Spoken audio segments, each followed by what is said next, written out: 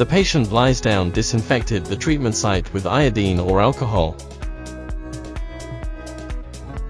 Then turn the machine on. Enter in fractional mode.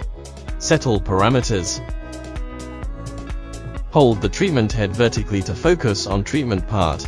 Step on the pedal and treat according to the different parts. We change the treatment head to pulse mode.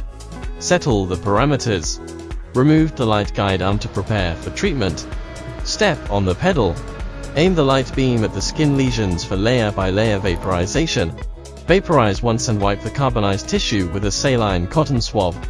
After treatment, it will be cramped and slightly swollen, with a small amount of exudation, which is a normal phenomenon.